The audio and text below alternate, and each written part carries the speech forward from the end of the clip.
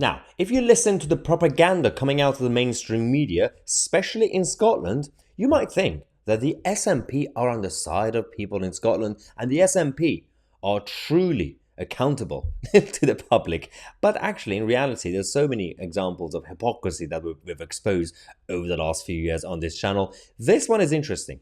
Now, we have talked about immigration in Scotland. This is about, obviously, the rise of migration legally and illegally into this country. The so-called asylum seekers, illegal migrants who are entering the country through Kent. Now, we are still a United Kingdom. We are still one country, right? Somehow, the SNP administration in Scotland are refusing to accept more of these migrants in Scotland. And they say, no, it's probably best to keep them in England, but send us the money so we could run Scotland. Okay. Now, firstly, in this video, we're going to go through the details, and actually we're going to show you the response from Suella Braverman, the Home Secretary, who decided yesterday in the House of Commons to stand up and call out the SNP's hypocrisy. Mr. Speaker, with respect to the Honourable Lady, I'm not going to take lectures from the SNP on this matter. They are, as my right honourable friend said, they're the phony humanitarians in this debate who are happy to support asylum seekers as long as they're nowhere near Scotland. Exactly. And when they stop opposing the vessel in Leith, which will house more asylum seekers, then we can have a serious conversation. Yeah, so if they are going around, people in the SNP administration saying all refugees are welcome here, all migrants are welcome here, open the whole country, right, to everybody. But then they say, well, not in Scotland, not in my backyard. Then that raises a lot of questions about the legitimacy of this argument. It's not the first time. You have all these so-called liberal constituencies, even in England, with the local councils and the local MPs who are going to protest, saying we should open the borders, but not in my local area. Where are they going to go?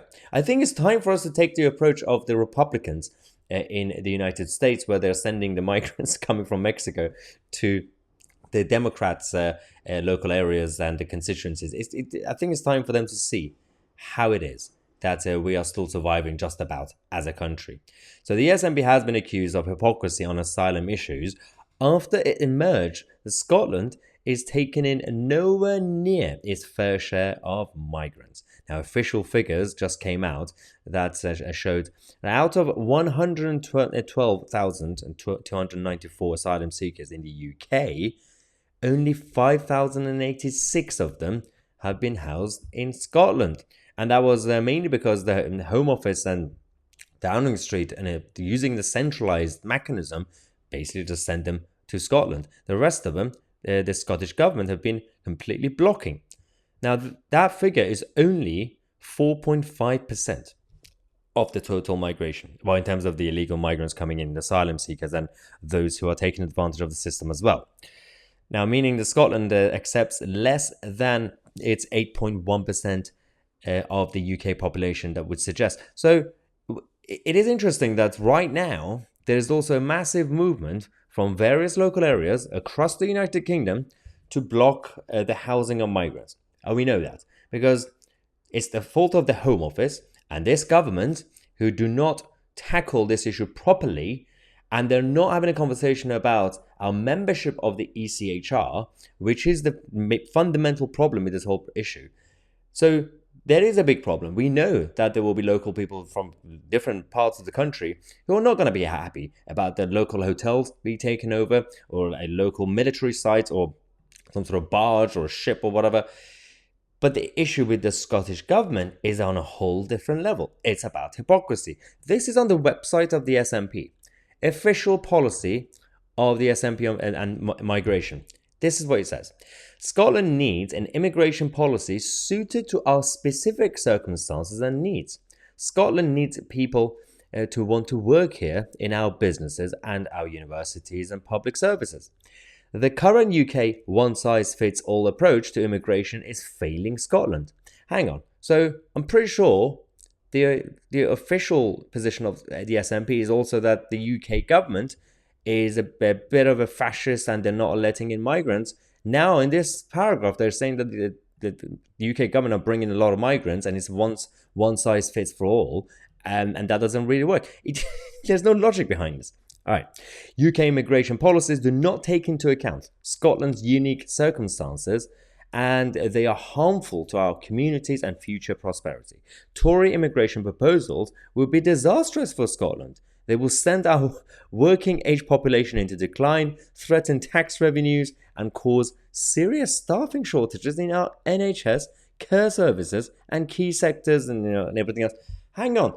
Have the SNP become officially the anti-immigration party now? You can see the lies that they're spreading in the mainstream media and their public speeches and what they write in official papers, for example. This is completely contradictory of the fundamental liberal stance on immigration. So are all refugees and migrants welcome here anymore or not? Because they say they are. They go out there and protest. They say, yeah, we should let them in. But Scotland has specific requirements. Not England. Everyone could go to England, but not Scotland.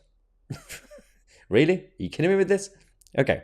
But good news. We have some good news. Marie Black is resigning. Finally. Marie Black, who was at one point the youngest MP in Parliament. She was elected in 2015. She's been absolutely chaotic as a member of Parliament, has now officially decided to announce that she's going to be stepping down as a member of Parliament in the upcoming general election. And she says the reason she's standing down is because the environment and atmosphere in Westminster is toxic. I mean, have you looked in the mirror, Mary Black? I think it's because of people like you. You guys have created a toxic culture accelerated the toxic culture that always existed in politics. It's politics. It's a dirty business. Are you surprised after years of being a politician that suddenly, this game is too tough? People are calling me names. They want me to tell them what I spend taxpayers' money on. They want me to be held accountable. They will judge me if I were to use drugs in Parliament, allegedly. I mean, are you kidding me with this? That's why we have to have, a new reform to come in place about what sort of people we actually elect, what sort of people to go through the vetting process of these political parties.